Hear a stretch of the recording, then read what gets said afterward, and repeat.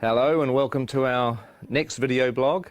I thought it would be good to carry on talking to Andy Serkis about some of the fun and games we had during our first block of shooting. Andy?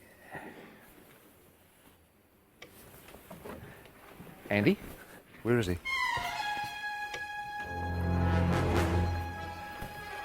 Andy? What is this place? This isn't Wellington. Where am I? Isn't this where James Bond crashed his Aston Martin in 1964?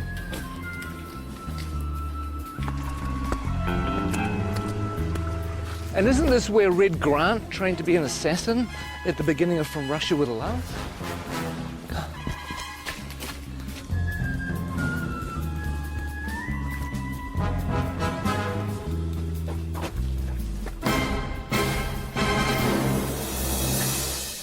You know what? I think we should just run the blog anyway. So what we did is we asked cast and crew to tell us a few of their favourite memories from the first 3 or 4 months of shooting. So please enjoy that and I'll go figure out where I am.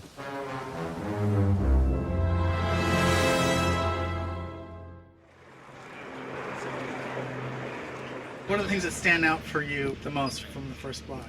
I think for me, my favourite stuff we've done so far has been Gollum's cave. Was that precious?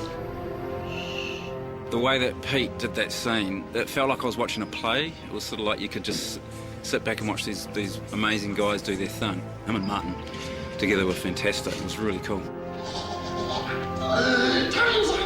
Trying to get back into the head of Gollum. I don't know if I ever told this, but it felt like kind of doing an impersonation of a character that I'd played. Yes. A long time. It was weird because it was like, you know, having to re-own it again. Yeah, it was pretty cool. It was a nice way of starting. I felt sorry for Martin because he was suddenly thrust into having to find the character of Bilbo and have to deal with you for a whole week, going at him the whole time. I mean, it was must have been a bit intimidating.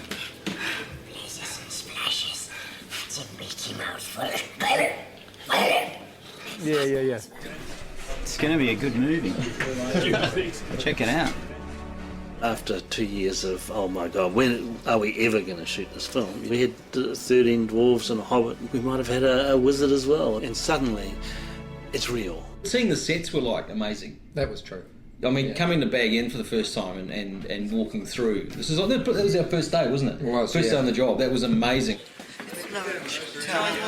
Can you name them? Name the dwarves. Ori Dori Nori, Biffa Bobba, Biffa... Biffa Bobba Buffa, Ori Nori Nori. I can never remember. See, that's the problem. You can't even remember who they are. You have Philly and Killy. There's Thorin, and there's Gloin, and there's Oin, and Dwalin and Balin, and there's Biffa, Boffer and Bomber, and then there are the three Dori, Nori and Ori. I think that's it, isn't it?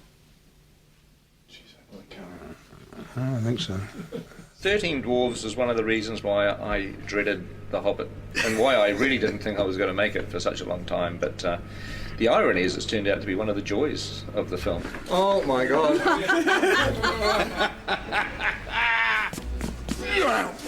What a challenge. I mean, 13 heroes, or 14 with Bilbo. They all have to be differentiated in a way that isn't necessary in the book, but if you keep seeing them, you want to know who they are and specifically and what their attitude is and why they're on this journey. We need to move now! Come on! Some of the best memories were getting the dwarves ready. Everybody has helped these actors kind of find their way through lots of rubber and lots of hair. Walking through Weta and getting to see our designs and going, actually, God, I look amazing. I look the most amazing of anyone. That was probably the best day, wasn't it? Mm-hmm. Yeah. When you all said, gee, Jed's amazing. That's an amazing We design. did, yeah. Some of them actually looked pretty bad before they got into the prosthetic. Some of them, in fact, for some of them, a prosthetic is making them look better, to tell you the truth, which says something. Mark Hadlow, for example, springs to mind. I have this lovely bit down here, and then this moustache that comes up here. I look stunning. Actually, look, I should be in centrefold. One of the things that quite early on we discovered was that Mark Hadlow likes to dress up in costumes, mainly sort of military type things. And the really weird thing about his sailor outfits is that below the waist, nothing. But again, you know, he's a nice bloke though. A little bit of cap. A little bit of cap. One of them doesn't have to wear a beard. Yeah, well, we're all very, very jealous of that. Actually, he is the Aidan Turner. He's the sexy dwarf. I don't even think he's got a beard, actually. Mainly because he's not old enough to grow one. He's the hot one, I suppose, if you like that kind of thing. But if you like knitted cardigans and knitted mittens, then I'm your fella. If there was a boy band in Middle Earth, he would be the leader Williams. of the Robbie Williams of the dwarf world. Whereas you'd be roadie, I think. Yeah, the roadie. Bond would be a roadie. I think when people see the beards are going to come back in big time. They are. Huge. Give us a kiss. Gelek Dashulba. Gelek Dashulba.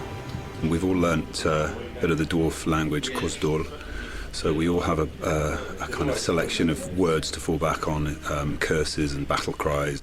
And when we speak Dwarvish to each other most of the time when we're all set. Okay, here goes. And Peter can guess what it is, and then I'll tell people.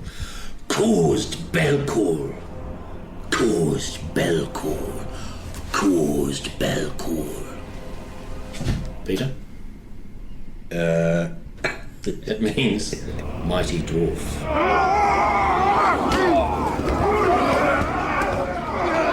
We had Troll Show. Well, you got to do all the fun stuff in Troll Show. Yeah, we did. I had to shoot dialogue and things, and he got to do all the good fighting troll stuff. It is the great thing about the dwarves is that even though there's this comic element to some of the characters, not all of them, but some of them, when they fight, they really fight. We started with 3 months of intense training. We did stunt fighting, we did horse riding. We did the gym 4 times a week.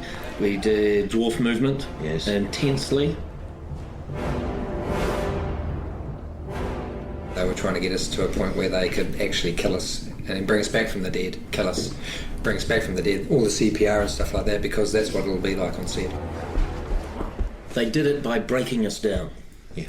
They did it by essentially reducing us to the absolute amoeba stage and then building us up again as dwarfs. We've come through it as better dwarfs, I feel. I do too. I know that William's discovered his inner dwarf. I have. Well, we all have, actually. It's a frightening thing, but this is the job that had to be done. If I could say key moments in Block 1, arriving in Rivendell and meeting Elrond and dining at his table, it really feels like you're stepping into Middle-earth. There are some who would not deem it wise. What do you mean? You're not the only guardian to stand watch over Middle-earth. I remember it now, but later on. I love working with Hugo and Kate back in Rivendell again. That was fantastic. Hello. Welcome. I still can't quite get over being on set with Ian as Gandalf and then, Kate Blanchett with Galadriel and Hugo with Elrond, and you just feel like you step back into a movie again. It's kind of weird. Is this a new one? This is different. Yeah, different one. High points really, I think, was getting Kate Blanchett with a long train. Beautiful. Kate, that's beautiful. That is. They're all going to want one. Just don't ask me to walk anywhere. One of the things that I like is that we're getting a little bit of the music into the movie too, the songs. Tolkien wrote quite a few songs for The Hobbit. I got to sing a song. You want to hum a few bars for us now? Oh, it's a classic song. It's after sort of Cole Porter, Gershwin, that type of thing. There's an inn, there's a merry old inn beneath an old grey hill. He squeaked and soared and quickened the tune while the landlord shook your man in the moon. It's after 3, he said. I think it'd be great if Dwalin just yelled the whole thing. So the cat They'll swallow the tipsy cat. Is this the Kenny version? Is this the Metallica version? Who is this? That's the Metallica version. Well, I'll be singing at the Oscars is a different matter, but hopefully some people might sing it in the shower. Excuse me. I think this is a Peter Jackson question. Which dwarf would you like to invite to dinner? Well, I wouldn't invite any of them except myself. I'm afraid that the table manners aren't of the best. But you get your fist when you do that! They would not want Biffa over for dinner. He would be like the bottom of the line. Ori, because he'd be very polite. Excuse me. Well, it'd be me, obviously, because I'd cook. Stephen Hunter does pretty well with the bad table manners. He just eats so much. Have you seen the size of him? I mean, oh good lord. He's enormous. I tried to talk him about cutting down his cholesterol and his butter intake. I don't think you'd invite Norrie because he'd steal all the silverware. You'd never invite Graham McTavish because he would sit there and glare at you and show his forearms all night. Dwallin's a real warrior. When he parties, he goes completely mad, like so many Scottish people. Here you go. Well, the words kettle black calling pot come to mind. I don't think you'd invite any dwarf to dinner, actually. I wouldn't have them all together, though. Not 13, maybe a couple at a time. Special person to meet here, John Rhys Davies. It was fun on one of the days that we were in Bag End with the dwarves that John Rhys Davies came to visit. Oh, yeah? And it was great to introduce him not only to Gloin, who's his father in the story, but also to all the other dwarves.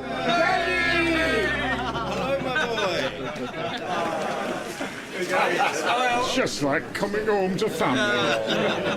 I predicted what John would say, and he pretty much said it word for word. I could just imagine, him saying, "Oh, you poor bastards." that's pretty much what he went on to say. You poor buggers. When he gets you running up the hill in full armour, you'll enjoy that. But you are going to be spectacular. And you'll be chased by women all around the world. but only if you're in costume and makeup. Okay. All right. We've been here since January the 13th. So what is that, 5 months? And we haven't even scratched the surface. Who are you doubling, Pete? I'm doubling Stanley Kubrick. One of the biggest moments was when we all put our gear on and we all stood together, sort of looking around at each other into the characters' faces. To stand in a circle and look at the guys that were going on the quest, I got a real tingle up my spine. Lovely, thank you, that's terrific. I think we can check the gate on that.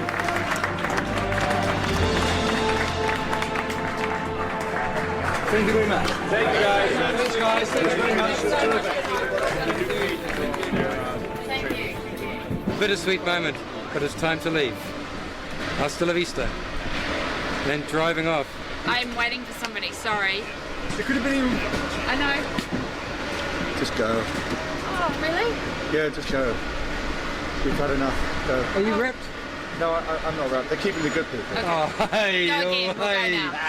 Leave. Okay, we'll go now. It's a bittersweet moment, but it's time to leave. Hasta la vista. Well, I hope you enjoyed that.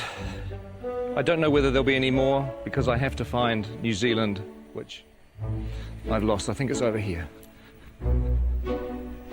Who is that odd little fellow?